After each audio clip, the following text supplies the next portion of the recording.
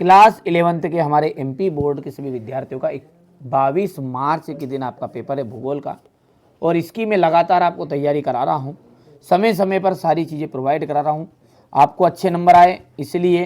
ठीक है, मैं आपसे बिल्कुल निम्नलिखित पदार्थों में से किसे प्रभावित करती है? लवण को। वायुदाब मापने का यंत्र है तो बैरोमीटर। जैव विविधता का संरक्षण निम्न में से किसके लिए महत्वपूर्ण है? सभी जीवधारियों के। डोडा बेटा चोटी निम्न में से कौन सी पहाड़ी श्रृंखला में स्थित है? तो नल्ला माला। भारत का प्राचीन स्थलखंड, ठीक है, कौन सा है? तो प्रायद्वीपीय पठार। यदि हम बेटा आगे की बात करें तो ये रहेगा आपका, यहाँ से देख सकते हैं। ठीक है, बढ़िया से तैयारी करनी है आपको, है ना। ठीक है, ये आपका पेपर भूगोल का, ठीक है, आपके जिले में आने की संभावना 100% बनेगी। ठीक है, मैं जितने चीज़ें प्रोवाइड कराऊँ ना, आप तो बिल्कुल सॉल्यूशन के साथ अच्छे से समझो, मेरी जवाबदारी, आपको अच्छे नंबर आएंगे। भूतल का वहाँ बिंदु जो भूकंप के उद्गार केंद्र के समीपतम होता है अभिकेंद्र कहलाता है।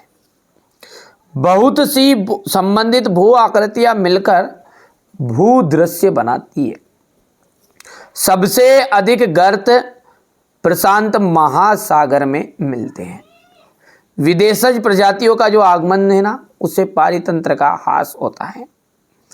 भारत जो है विश्व का 7वां बड़ा देश है। भारत के पड़ोसी द्वीपीय देश श्रीलंका और मालदीव है। हो गया इतना। इसके बाद में अपन आगे की बात करेंगे ना, तो ये आपको यहाँ से देख सकते हैं, इतनी चीज़ें। चलिए आगे बढ़ते हैं। और अगला क्या है हमारा? जोड़ी है। पहला है हमारा पृथ्वी का घनत्व। पृथ्वी का घनत्व आ जाएगा 5.5 प्रति घन सेंटीमीटर। नदी द्वारा बने घुमाव विसर्प कहलाते हैं। सूर्यताप, सूर्यताप का तीसरा आपका हो जाएगा यहाँ पर आने वाला सौर विकिरण। कृषि जैव विविधता फसलों की विविधता को कहेंगे। और गेंडा कहा जाएगा असम पश्चिम बंगाल का दलदली क्षेत्र। यहाँ से अपन क्वेश्चन नंबर 3 की बात करेंगे ना, ये हो जाएगा इतना। पृथ्वी की त्रिज्या कितनी है? 6378 किलोमीटर। अनाच्छादन शब्द का क्या अर्थ है? आवरण हटाना।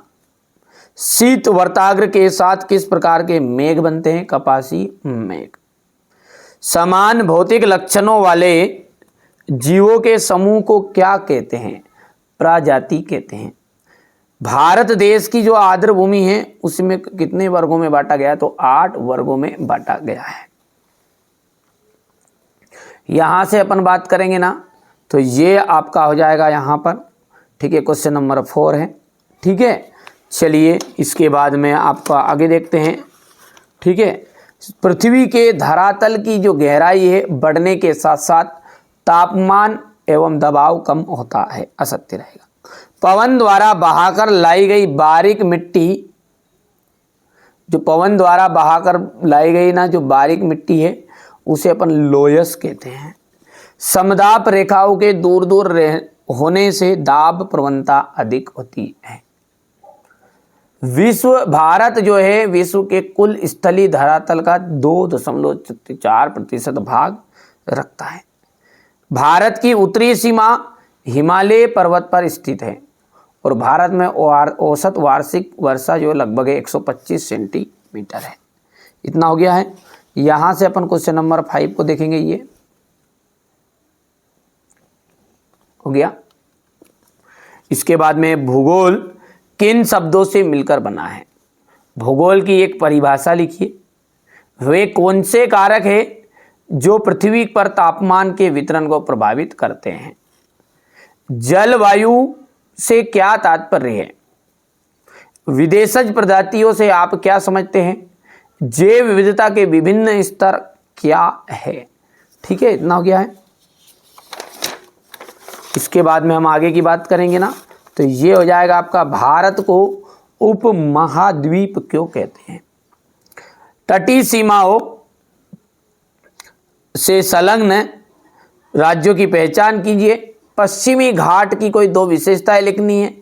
हिमालय के 3 प्रमुख नदी तंत्रों के नाम आपको बताने हैं। ठीक है भैया। इसके बाद में अपन बात करें आगे की, तो हिमालय पर्वत के कोई 2 महत्व बताने हैं। नदी द्रोणी और जल संभर में अंतर।